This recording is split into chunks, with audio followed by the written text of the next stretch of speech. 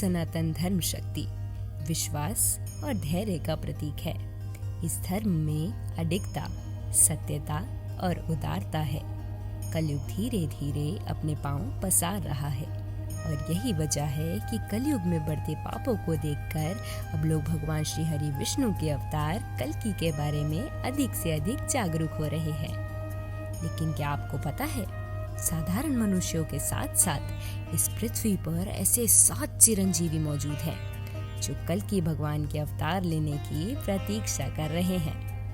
आखिर कौन है ये चिरंजीवी और इनकी प्रतीक्षा करने के पीछे कौन सा राज छुपा है? आइए इन सभी के बारे में विस्तार से जानते हैं।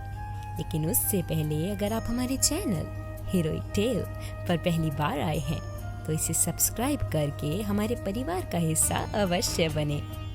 दोस्तों, हमारे पुराणों में वर्णित ये 7 ऐसे दिव्य पुरुष हैं जिन्हें अमरता का वरदान प्राप्त है, अर्थात ये सतयुग द्वापर युग से लेकर अभी के समय कलयुग तक भी जीवित हैं। वे सभी महापुरुष अष्ट सिद्धियां और दिव्य शक्तियों से संपन्न हैं। लेकिन यह 7 महादिव्य पुरुष किसी न किसी नियम, वचन या श्राप से बंधे हुए हैं और इसी के चलते काल इनका कुछ न बिगाड़ सका और इन्हें मुक्ति नहीं मिल सकी। पुराण कहते हैं कि भगवान कल्कि के अवतार ही इन 7 दिव्य महापुरुषों को मुक्ति दिला पाएंगे। आइए अब बताते हैं कि ये दिव्य आत्माएं कौन हैं। भगवान परशुराम। सबसे पहले शुरुआत करते हैं भगवान परशुराम जी से। पुराण में लिखा है कि भगवान परशुराम जी भगवान विष्णु के 6वें अवतार हैं। परशुराम जी पितामह भीष्म, कर्ण और गुरु द्रोणाचार्य के भी गुरु थे।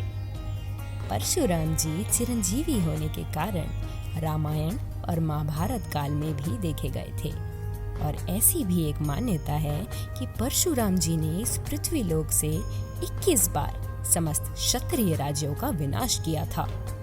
पौराणिक कथाओं के अनुसार कहा जाता है कि आज भी महेंद्रगिरी पर्वत पर तपस्या में लीन होकर कल्कि अवतार की प्रतीक्षा कर रहे हैं। और आपको बता दें कि भगवान कल्कि के गुरु भी परशुराम जी ही होंगे। भगवान श्री हनुमान, शिव जी के रुद्र अवतार और भगवान राम जी के परम भक्त हनुमान जी भी इन दिव्य पुरुषों में से एक हैं जो त्रेता युग में इस धरती पर हैं। रामायण काल में जन्मे हनुमान जी महाभारत काल में भी जीवित थे।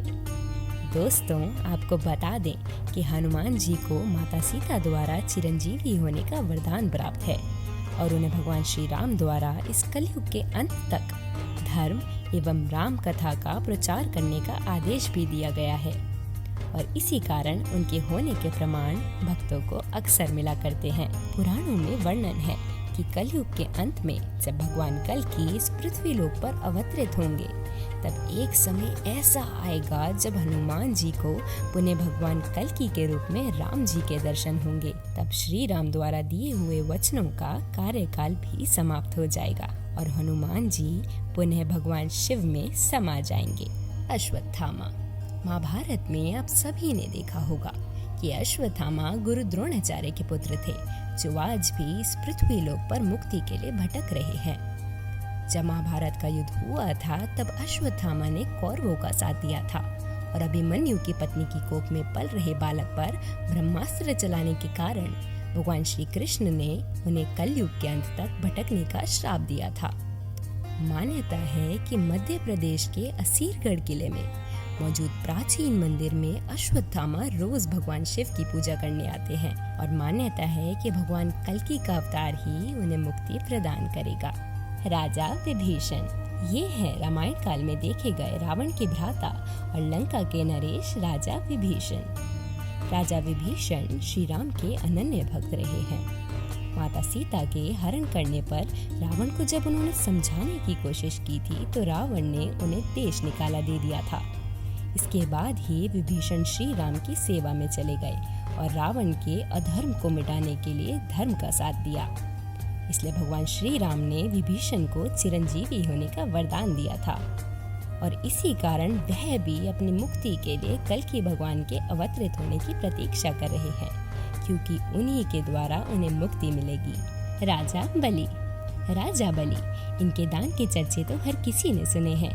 माना जाता है कि राजा बलि उस समय के बहुत बड़े दानवीर राजा थे और उन्हें अपने दानवीर होने पर घमंड हो गया था।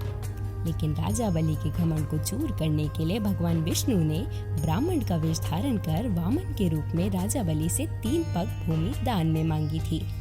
राजा बलि ने कहा था कि जहाँ तक आपकी इच्छा हो 3 पैर नाप कर ले लीजिए, मैं देने के लिए तैयार हूँ।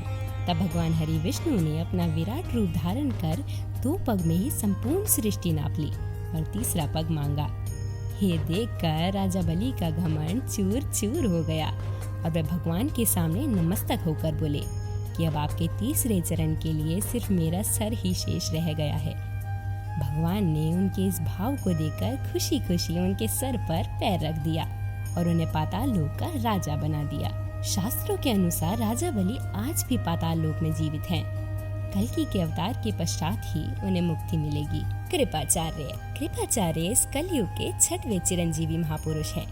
संस्कृत ग्रंथों में कृपाचार्य को चिरंजीवी के रूप में बताया गया है। कृपाचार्य अश्वत्थामा के मामा और पांडवों और कौरवों के युवा स्थिति में आचार्य थे। भागवत के अनुसार कृपाचार्य की गिनती सप्तऋषियों में की जाती है और वह उन महान 18 योद्धाओं में से एक हैं जो महाभारत युद्ध के समाप्त होने के बाद भी जीवित थे और उनकी मुक्ति भी कल्कि अवतार के अवतरित होने के पश्चात ही होगी। महर्षि व्यास 7वें और आखिरी चिरंजीवी दिव्य पुरुष हैं महर्षि व्यास। महर्षि व्यास को वेद व्यास के नाम से भी जाना जाता है क्योंकि उन्होंने ही 4 वेद, महाभारत, 18 पुराण और भागवत गीता की रचना की थी। महर्षि व्यास जी ने कल्कि अवतार के जन्म से पहले कल्कि अवतार के बारे में ग्रंथों में लिख दिया था। महर्षि वेद व्यास बहुत बड़े तपस्वी होने के कारण आज भी इस कलयुग में भगवान कल्कि के दर्शन के लिए तपस्या में लीन होकर प्रतीक्षा कर रहे हैं और उनके अवतरित होने के पश्चात ही वह मोक्ष को धारण कर पाएंगे। तो ये थे कलयुग के ऐसे 7 चिरंजीवी जिन्हें भगवान कल्कि के अवतार की प्रतीक्षा है। आपको आज का वीडियो पसंद आया हो तो इसे लाइक और शेयर जरूर करें। जाने से पहले हमारे चैनल हीरोइक टेल को सब्सक्राइब करना ना भूलें। मिलते हैं आपसे अगले वीडियो में ऐसे ही एक रोचक वीडियो के साथ।